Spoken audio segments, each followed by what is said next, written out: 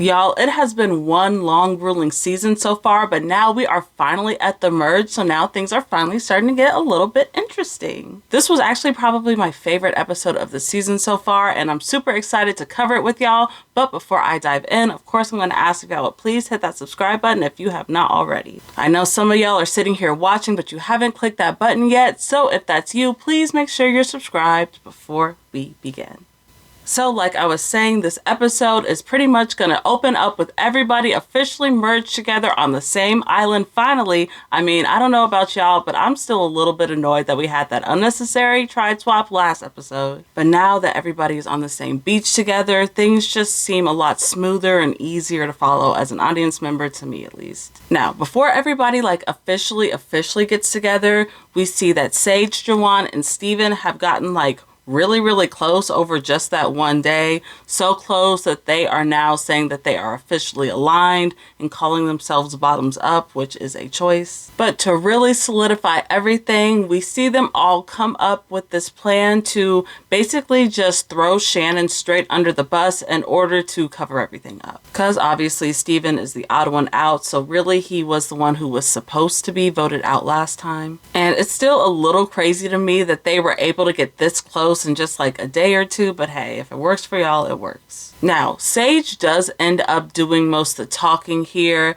and I do really like the way she went about it because she ends up telling these little half-truths about Shannon to make everything still seem believable. Like she was talking about how Shannon was trying to come after Jawan first, which is technically true. But at the same time, she was also talking about how Shannon was just out there crashing out in general and being super paranoid, which we didn't really see. It was really kind of giving the same energy that, like, you know, when a coworker quits a job, all of a sudden all these little mistakes that you find just end up getting blamed on them. Because, you know, obviously there's nobody around to prove otherwise. And I've seen this happen on shows like this before, and it does seem to work a lot of the time. So good for them for trying it. And the fact that these three were able to come together as like this unit and sell the same story really helped too. Because at the end of the day, it looks like this plan just completely works. I mean, they were able to trick Nate, Savannah, and Rizo into completely believing this story and also fool them into believing that they still had the numbers in the game. And of course, all of that is just going to be really important once we get to this next vote later. Also, I've got to say, there has just been this complete flip in the narrative of the edit that Sage has been getting from like the first few episodes up until now. I mean, don't get me wrong, she's still getting some of that nasty farty type stuff, but she's also getting a lot of nice strategic content as well. And the way they juxtapose Sage being just like this real genuine ass bitch versus Savannah being this like mean girl stereotype is just like really crazy to me now. And I mean, don't get me wrong, because Savannah has always gotten this like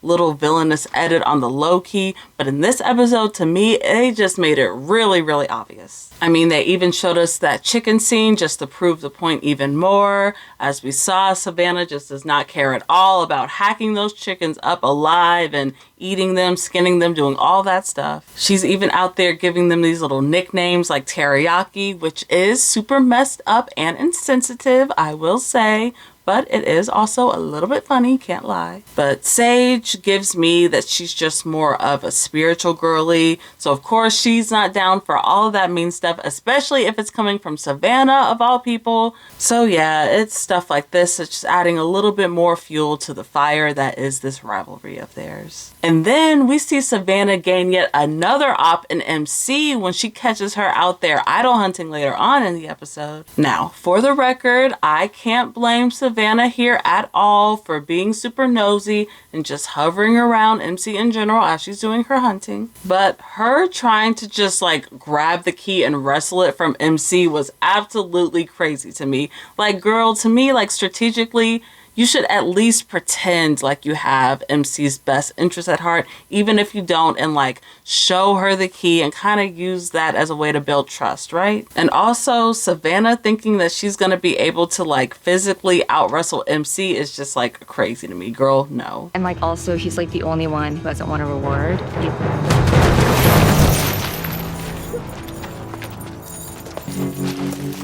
It's a big charge.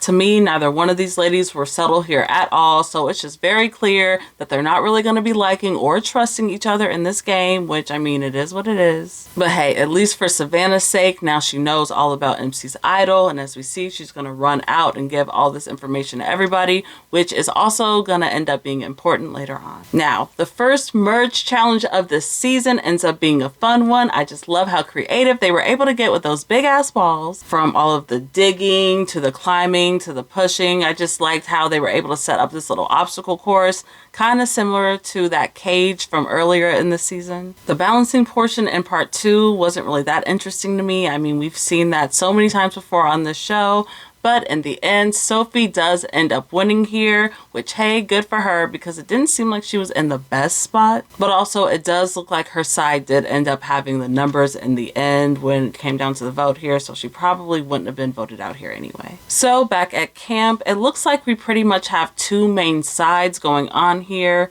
On one side, you have all of the old Louie members, which is Nate and Savannah and Rizo and also Sophie too. Now, these four think that they still have Jawan and Sage on their side, but little do they know that those two have just like flip-flopped completely at this point. So it's really just the four of them. And at this point, we can clearly see that the numbers are not where they think they are. So they're going to devise this little plan to vote out Steven, but as we all know, this vote's just not going to go where they think at all. Meanwhile, the other side of the tribe pretty much has everybody else on there. There are the old Hina members, which are Kristina, MC, Sophie, Steven, and Alex too.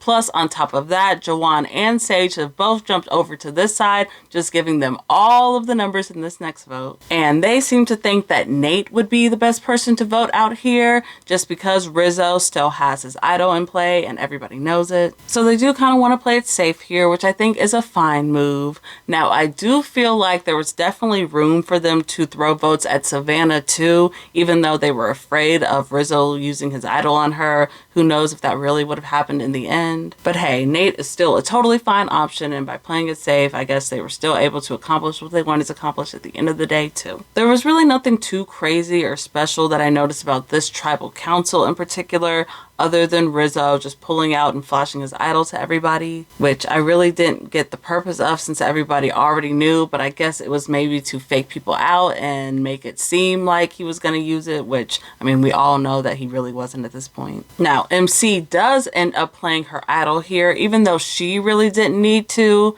But since Savannah did catch her earlier, I totally understand her being just extra cautious just in case. Because we all know that even having a public idol can just make you a big target in the game nowadays anyway. So the votes are eventually read, and it all ends up coming down to Nate versus Steven. But of course, with Sage and Jawan flipping, the numbers have now moved over to this one side. And as we see, Nate is ultimately voted out, just completely blindsiding his side of the game. And you know what? Hell yeah. Good for Jawan and Sage. Even though I don't necessarily think either of them are still winning at this point, good for them because they were fully on the bottom of that tribe the first few episodes. Those people didn't care about them at all, so you know what? I'm glad they did what they did, okay? But don't get me wrong, I did still really like Nate and I enjoyed watching him play and all of that. He was even starting to become one of my front runners for a while, but hey, that's just the game.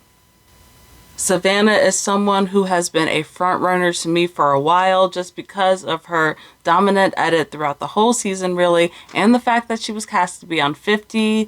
But I don't know, something about these past few episodes is starting to change that a little bit for me. Don't get me wrong, because she still is definitely a possible winner, but the edit has just shown people to like really be clocking her tea recently and calling her out for being a mean girl. So that's really just not a good look in general. Overall, I'm still just like keeping my eyes out on her, you know? I still do think that Sophie is a good contender, even though she's not really in the best spot right now. At the same time, she has also gotten a very good dominant edit throughout the show. And she's also probably not really going to be seen as a threat by anybody anytime soon. So I think that she's probably going to be in the game for a while. And you know what? I do want to give a little shout out to Steven now too, because now this is twice in a row that he's been able to squeak by in the vote, even though there's been people throwing his name out there. So I definitely want to give him a shout out for that, because that is a little bit impressive. But he does still seem to have a lot of eyes on him right now, so we're just going to have to see where his game goes to. And sadly, MC just took like a little bit of a dip to me this episode after her flopping finding that idol altogether. But even besides all that Savannah stuff, the fact that she does use that idol here, yet the edit doesn't really take too much time to explore that or talk about her perspective from that, doesn't really help her case for me, sadly. But of course, I would love to know, what did you all think of this merge episode? Did you like it? Do you think the episodes are starting to get a little bit better now as we get towards the end? Let me know in the comments below. Also, since we're now officially merged, if you happen to have any winner's prediction, please leave them in the comments as well. I love to hear them. I can't lie, y'all, this season has been boring me the past few episodes. I really just have not been into it as much as I usually am, but this merge is starting to reignite that flame a little bit, so I'm excited to see what's coming next. Of course, I'll be here next week to recap this next episode with you all, but until then, bye.